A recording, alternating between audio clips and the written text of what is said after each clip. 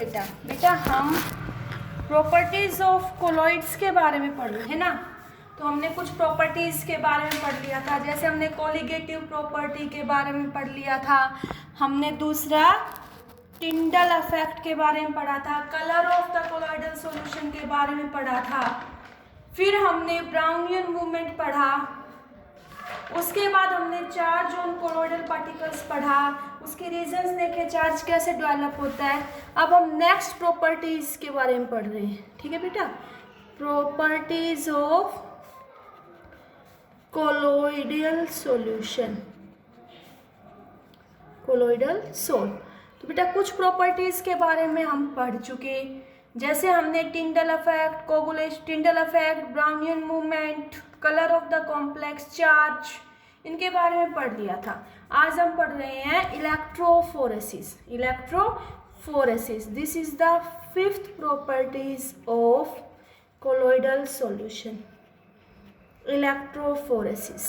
ठीक है, इलेक्ट्रोफोरेसिस में क्या करेंगे बेटा, you will take a U shaped tube. हम क्या लेंगे, एक यू शेप्ड ट्यूब लेंगे।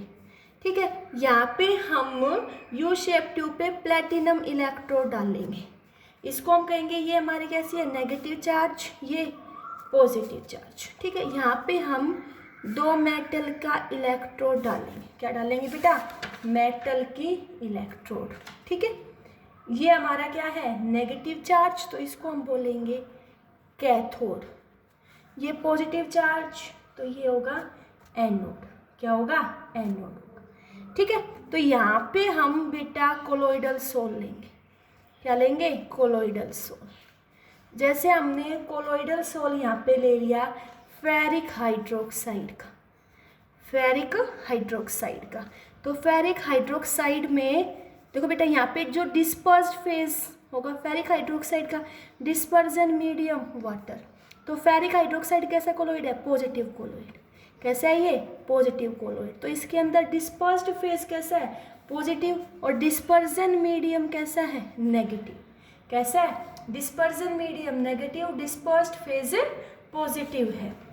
अब बेटा क्या होगा, जैसे ही हम इसके ऊपर इलेक्ट्रिक फील्ड अप्लाई करेंगे, क्या करेंगे, इलेक्ट्रिक फील्ड अप्लाई करेंगे, देन दिस पॉजिटिव चार्ज, जो डिस्पर्स्ड फेज कैसा है, positive charge, dispersed phase positive charge, it will move towards negative charge.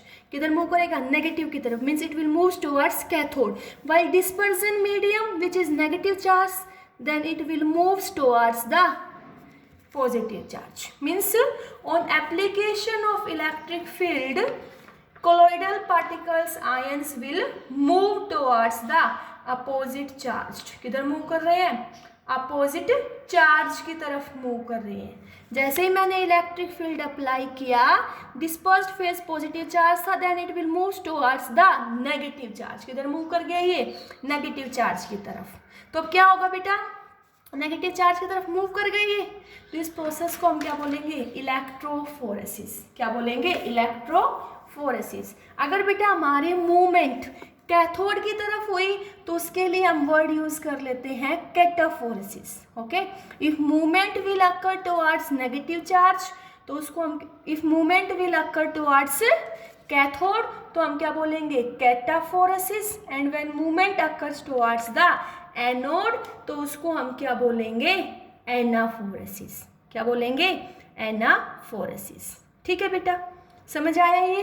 देखो इलेक्ट्रोफोरेसिस, अब इसकी डेफिनेशन बता रही हूँ।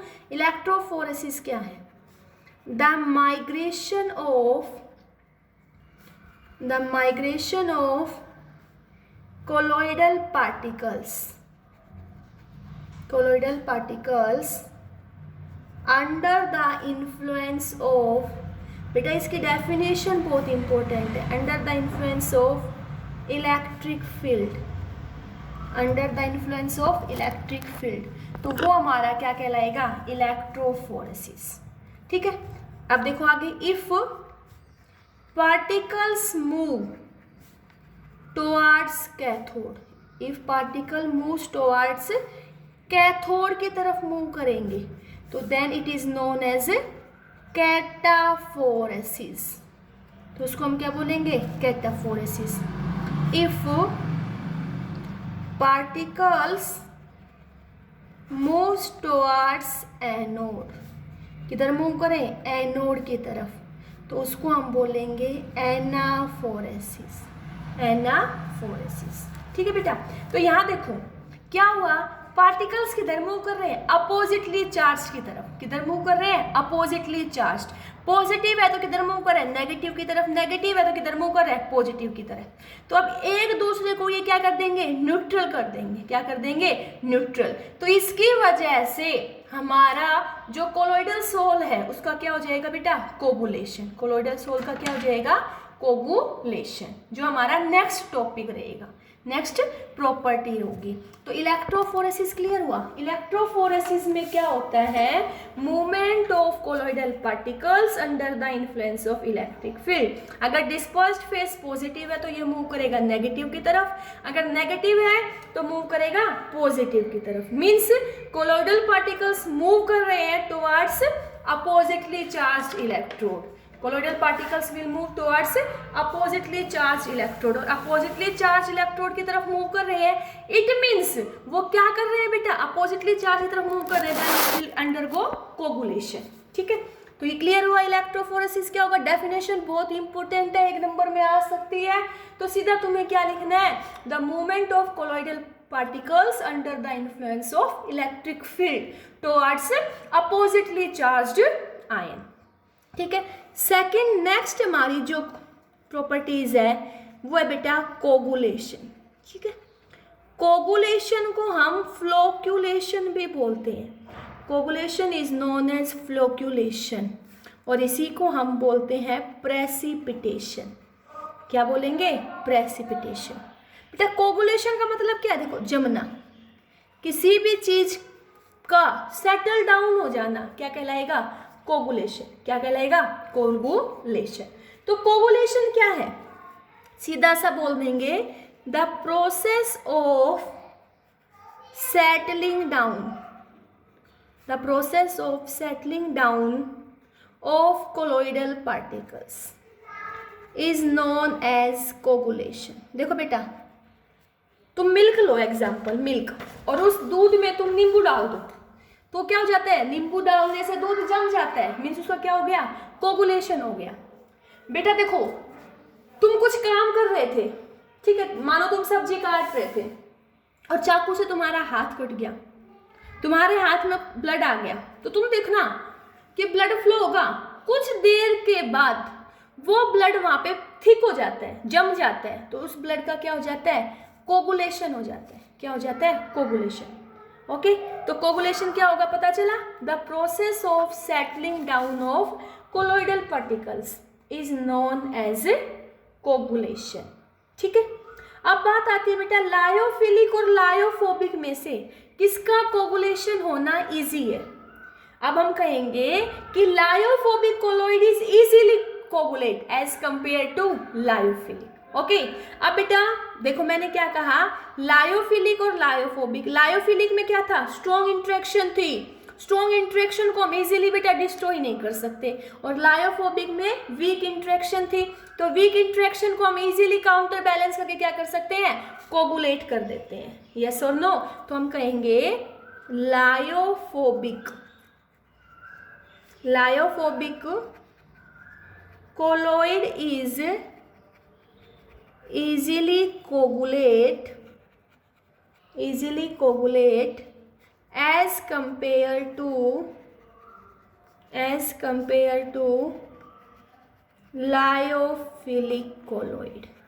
लायोफिलिक कोलोइड के कंपैरेटिवली लायोफोबिक कोलोइड को हम इजीली कोगुलेट कर सकते हैं। Okay, now we will study the methods to coagulate lyophobic colloid, कि हम लायोफोबिक कोलोइड को कैसे कोगुलेट कर सकते हैं। ठीक है बेटा, इसके लिए हम अलग अलग मेथड्स पढ़ेंगे। अभी देखो बेटा, थोड़ी देर पहले मैंने इलेक्ट्रोफोरेसिस बताया था, यस और नो, वहाँ पे मैंने तुम्हें बताया था इलेक्ट्रोफोरेसिस से कोगुलेशन हो जाता है। तो देखो फर्स्ट मेथड हम पढ़ेंगे इलेक्ट्रोफोरेसिस। ये क्या है बेटा, methods to coagulate the lyophobic colloid. तो हम फर्स्ट पढ़ेंगे इलेक्ट्रोफोरेसिस, सेकंड हम पढ़ेंगे mutual coagulation, mutual coagulation, third हम पढ़ेंगे बॉइलिंग, फोर्थ हम पढ़ेंगे बेटा परसिस्टेंट डायलाइसिस, फिफ्थ हम पढ़ेंगे addition of excess electrolyte. Okay, these are the methods we are used to coagulate a lyophobic colloid. Okay, अब बेटा कोगुलेशन क्या हुआ, मीनिंग क्लियर हुआ। द कोगुलेशन क्या हुआ, the process of settling down of colloidal particles is known as coagulation. First हम पढ़ेंगे electrophoresis. Electrophoresis देखो अभी हमने पढ़ा था बेटा, क्या था, एक यू शेप्ड ट्यूब लेते हैं, दो मेटल की इलेक्ट्रोड, प्लेटिनम इलेक्ट्रोड लेंगे, दो प्लेटिनम वायर, ये मेटल के इलेक्ट्रोड, ये का नेगेटिव चार्ज, ये पॉजिटिव चार्ज। यहाँ हमने कोलोइडल पार्टिकल लिया, अगर कोलोइडल पार्टिकल पॉजिटिव चार्ज है तो they will move towards negative charge particle. अब पॉजिटिव चार्ज नेगेटिव चार्ज के पास आया, अब एक दोनों पास आ जाएंगे तो एक दूसरे के इफेक्ट को न्यूट्रलाइज कर देंगे। इट मीन्स यहाँ से बेटा न्यूट्रलाइज हो गया तो उसका क्या हो जाएगा, कोगुलेशन। क्या हो जाएगा, कोगुलेशन। देखो ये बात मैंने तुम्हें पीछे भी बताई थी, यस और नो। तो क्या हुआ, देखो इलेक्ट्रोफोरेसिस पढ़ा था हमने, मैंने कहा जैसे हमने यहाँ पे फेरिक हाइड्रोक्साइड का सोल लिया, तो फेरिक हाइड्रोक्साइड कैसा है, positively charged colloid, positively charged colloid. Then on application of electric field, this positively charged colloid will move towards negative charge. किधर चला जाएगा, negative charge, yes or no। Positively charge colloid तो हम क्या कहेंगे, then it migrates towards negative charge, ठीक है। then charge on colloidal particle, charge on colloidal particle neutralize, क्या हो जाएगा बेटा, neutralize. As a result of which coagulation will occur, उसकी वजह से उसका क्या हो जाएगा, कोगुलेशन हो जाएगा। तो फर्स्ट प्रोसेस इलेक्ट्रोफोरेसिस क्लियर हुआ। सेकंड मेथड हम पढ़ेंगे for coagulation, that is by mixing two oppositely charged colloid, by mixing two oppositely charged colloid, जिसके लिए हमने बेटा वर्ड यूज कर लिया था पहले, म्यूचुअल कोगुलेशन। क्या बोला था, म्यूचुअल कोगुलेशन, ठीक है। अगर बेटा हम दो अपोजिटली चार्ज्ड कोलोइड ले लें इक्वल प्रोपोर्शन में, किसमें ले, इक्वल प्रोपोर्शन में, तो उनके जो चार्ज है वो न्यूट्रलाइज्ड हो जाएंगे। क्या हो जाएंगे, न्यूट्रलाइज्ड, और हमें उसका क्या मिल जाएगा, प्रेसिपिटेट, और उस प्रेसिपिटेट को ही हम क्या बोलते हैं, कोगुलेशन हो गया। देखो बेटा जैसे मैंने दो कोलोइड ले लिए, और colloid first and colloid second, और दोनों इक्वल अमाउंट में लिए, जैसे ये मैंने कहा पॉजिटिवली चार्ज्ड कोलोइड लिया, और ये हम क्या लेंगे, negatively charged colloid, and these colloids are taken in equal proportion. जैसे ये हमने लिया बेटा फेरिक हाइड्रोक्साइड, और ये हमने लिया आर्सेनिक सल्फाइड, तो फेरिक हाइड्रोक्साइड पॉजिटिव, और फिर ये क्या हो गया हमारा, नेगेटिव, यहाँ पे आर्सेनिक नेगेटिव, सल्फाइड पॉजिटिव, क्या हो गया, positive, and these colloids are taken in equal amount. तो इनके चार्ज, ये positive charge is neutralized by this negative charge, and this negative charge is neutralized by this positive charge. इनका क्या हो गया, न्यूट्रलाइज्ड, न्यूट्रलाइजेशन हो गया, न्यूट्रलाइजेशन हो गया, यस और नो। इक्वली प्रेसिपिटेट हो जाएंगे दोनों, तो इनका क्या हो गया, कोगुलेशन हो गया, ठीक है। समझ आया ना, हमने क्या किया, two oppositely charged colloid, two oppositely charged colloid intermix, then their charge is neutralized. Their charge is neutralized. Then coagulation will अकर. तो इनका क्या हो गया बेटा? कोगुलेशन हो गया. क्लियर हुआ म्यूचुअल कोगुलेशन? म्यूचुअल कोगुलेशन में हमने क्या किया बेटा?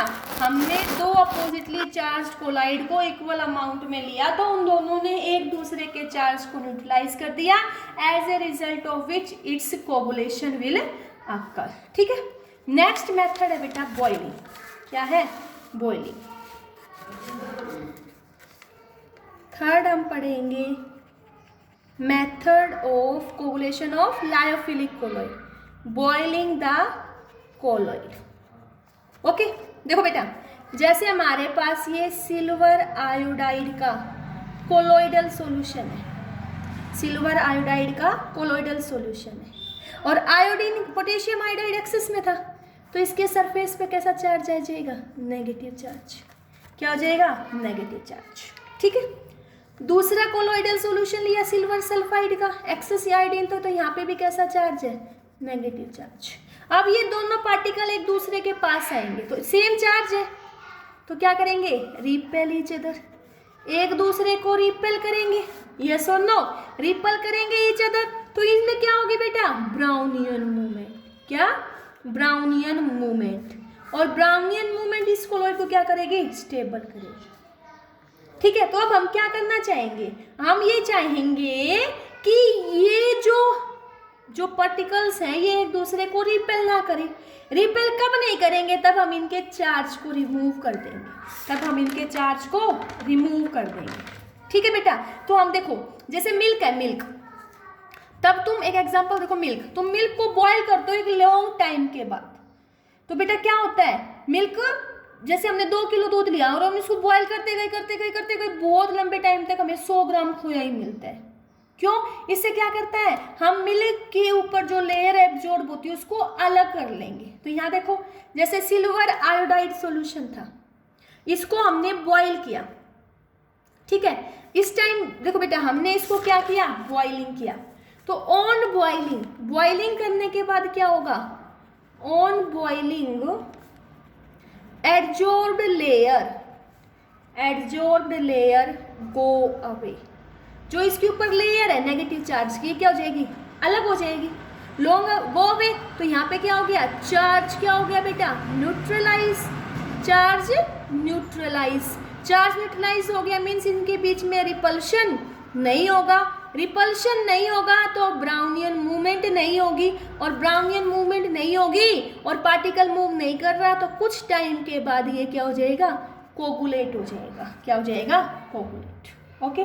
देखो फिर से बता रही हूँ, मैंने कहा कि हम कोगुलेशन बॉइलिंग करके भी कर सकते हैं. सिल्वर आयोडाइड का सॉल्यूशन लिया, आयोडाइड नेगेटिव आयन एक्सेस में था, तो नेगेटिव कोलॉइड बन गया. एक दूसरे को रिपल कर रहे थे, ब्राउनियन मूवमेंट हो रही तो स्टेबल थे, लेकिन हमने कंटिन्यू बॉइलिंग करके इस लेयर को अलग कर दिया. मीन्स हमने इस लेयर का डिजॉर्प्शन कर दिया, लेयर हट गई, तो इनके बीच में रिपल्शन कम हो गया, मीन्स ब्राउनियन मूवमेंट नहीं है. तो वेट की वजह से कुछ टाइम के बाद ये कोलॉइड क्या हो जाएगा? सेटल डाउन हो जाएगा. सेटल डाउन हो गया मीन्स उसका क्या हो गया? कोगुलेशन हो गया. क्या हो गया? कोगुलेशन. क्लियर हुआ ये? अब आगे देखो बेटा, थर्ड वे हम डिस्कस कर चुके हैं. मेथड्स कौन कौन से थे? इलेक्ट्रोफोरेसिस पढ़ चुके, म्यूचुअल कोगुलेशन पढ़ चुके, बॉइलिंग पढ़ चुके. अब हम नेक्स्ट मेथड पढ़ेंगे persistent dialysis. This is the fourth method, persistent dialysis. ठीक है बेटा. डायलिसिस देखो, हमने पीछे पढ़ी थी technique to purify the colloid. हम एनिमल मेम्ब्रेन ली थी, हमने क्रिस्टेलॉइड और कोलॉइड्स लिए थे. क्रिस्टेलॉइड्स पास हो रहे थे, कोलॉइड्स पास नहीं हो रहे थे. यस और नो? लेकिन देखो बेटा, वो डायलिसिस थी, तो उसके लिए उसमें बेटा कुछ ना कुछ इलेक्ट्रोलाइट तो हमारा कोलॉइड के अंदर बच रहा था, क्योंकि electrolyte is necessary, because A small amount of electrolyte is necessary for the stability of colloidal solution. Yes और नो।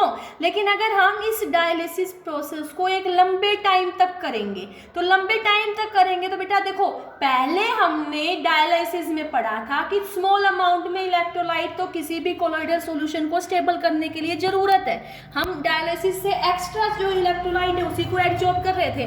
लेकिन अगर हम इस डायलिसिस प्रोसेस को एक लंबे टाइम तक करेंगे तो हमारे सॉल्यूशन के अंदर, हमारे कोलॉइडल सोल के अंदर जितने भी इलेक्ट्रोलाइट है, सारे इलेक्ट्रोलाइट क्या हो जाएंगे, रिमूव हो जाएंगे। अब इलेक्ट्रोलाइट रिमूव हो जाएंगे तो पार्टिकल के ऊपर कोई भी चार्ज नहीं होगा and they will settle down, it means they will undergo coagulation. ठीक है, तो परसिस्टेंट डायलिसिस में क्या कहेंगे, when dialysis occur for a long time, then all the electrolyte is removed, then there will be no charge, then particle will settle down and undergo coagulation, clear हुआ बेटा। देखो फिर से बता रही हूँ, थोड़े बहुत अमाउंट में इलेक्ट्रोलाइट चाहिए, लेकिन अगर हम डायलिसिस को लंबे टाइम तक करेंगे तो सारे इलेक्ट्रोलाइट क्या हो जाएंगे, न्यूट्रलाइज, चार्ज नहीं बचेगा, तो हमारा colloidal solution will get coagulate. ठीक है, अब नेक्स्ट देखो बेटा, लास्ट मेथड हमारे पास क्या था, लास्ट है बेटा addition of excess electrolyte, addition of excess electrolyte. ठीक है, देखो जैसे मैं ये कहूं,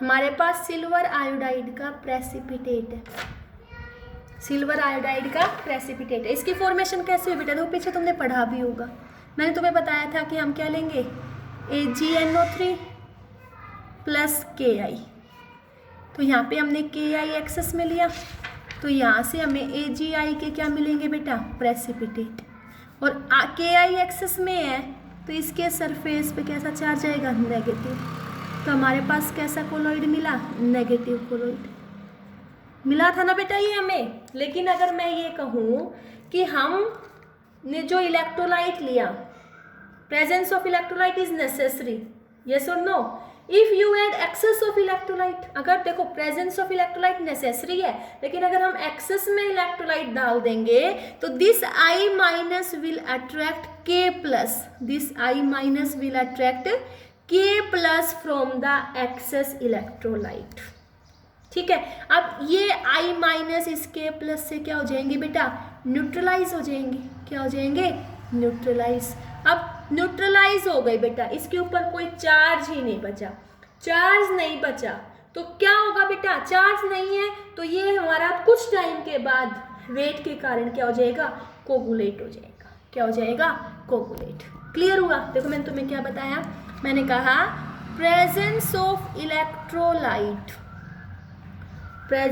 इलेक्ट्रोलाइट इज नेसेसरी, भाई इलेक्ट्रोलाइट का होना जरूरी है। If you add excess of electrolyte,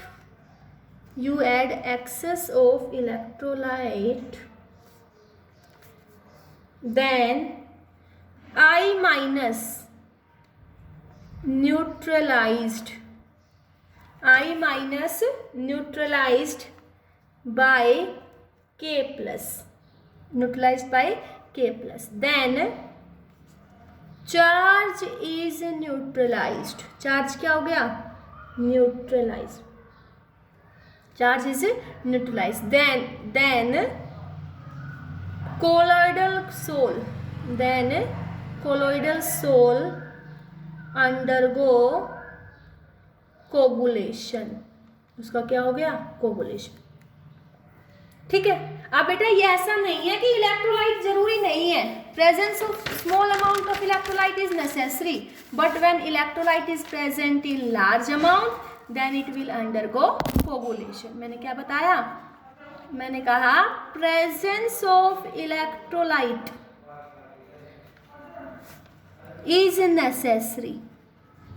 is necessary for colloidal soul, but when electrolyte is present in large amount,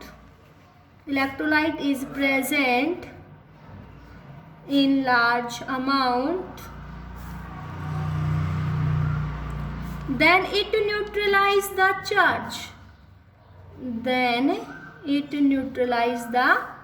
charge, and coagulation will occur, और उसका क्या हो जाता है बेटा, coagulation will occur। क्लियर हुआ ये? ठीक है, फिर से बता रही हूँ बेटा, देखो मैंने क्या बताया। कोगुलेशन क्या था? The process of settling down of colloidal particles is known as coagulation।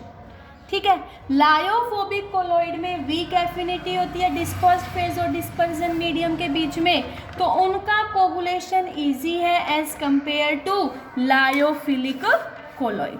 Okay, अब बात आती है कि हम लायोफोबिक कोलॉइड को कैसे कोगुलेट कर सकते हैं। तो इसके लिए बेटा मैंने अलग अलग मेथड्स बताए।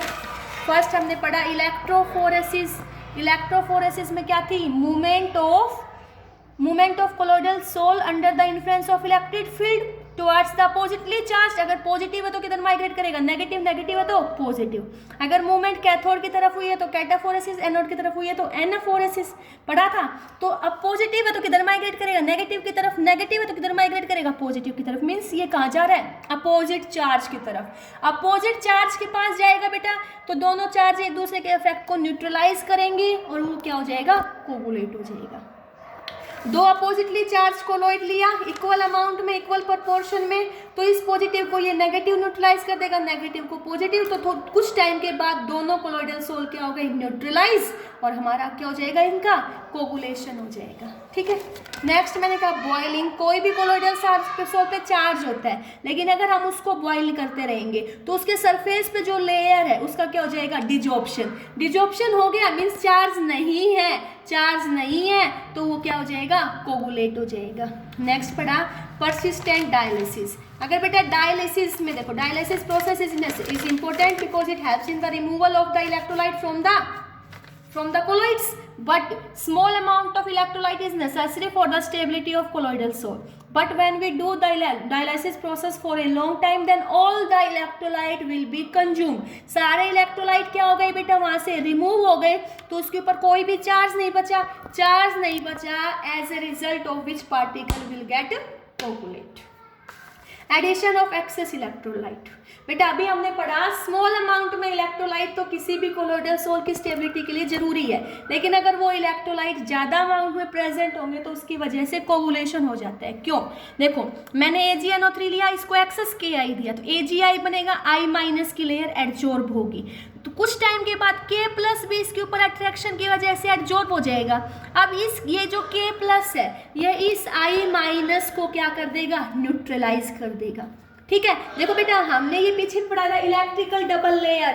फर्स्ट लेयर बनाई थी, फिर कहा था इस K+ की एक्सेस क्वांटिटी होने की वजह से ये इसके साथ अट्रैक्शन फील करेगा और दूसरी लेयर बना लेगा, जिसको हमने क्या बोला था, मोबाइल लेयर बोला था ना। अब ये K+ इस I- को न्यूट्रलाइज कर देगा।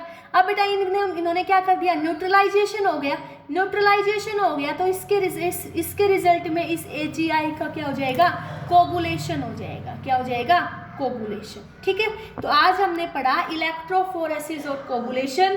बेटा डेफिनेशन बहुत इंपॉर्टेंट है, बोर्ड पॉइंट ऑफ व्यू से डायरेक्ट पूछेंगे डिफाइन इलेक्ट्रोफोरेसिस। तुम्हें सिर्फ इतना सा याद रखना है, the movement of colloidal particles under the influence of electric field. If movement occurs towards anode, anaphoresis, if cathode, cataphoresis. Okay, उसके बाद कोगुलेशन क्या है? The process of settling down of colloidal particles is known as coagulation. कैसे कर सकते हो बेटा? तुम कहोगे lyophobic colloids are easily coagulate as compare to lyophilic. Method वही, तो तुम बताओगे परसिस्टेंट डायलिसिस से, प्रेजेंस ऑफ एक्सेस इलेक्ट्रोलाइट से, बॉइलिंग से, इलेक्ट्रोफोरेसिस से और म्यूचुअल कोगुलेशन। ये हमारे मेथड्स हैं जिससे हम किसी भी कोलोइड को कोगुलेट कर सकते हैं। ठीक है बेटा, अब ये तो तुम्हें क्लियर हो गया होगा कि एडिशन ऑफ एक्सेस इलेक्ट्रोलाइट से हम कैसे कोगुलेशन कर सकते हैं। लेकिन बेटा इसकी हम डिटेल स्टडी करेंगे अपनी नेक्स्ट वीडियो में। Okay, thank you.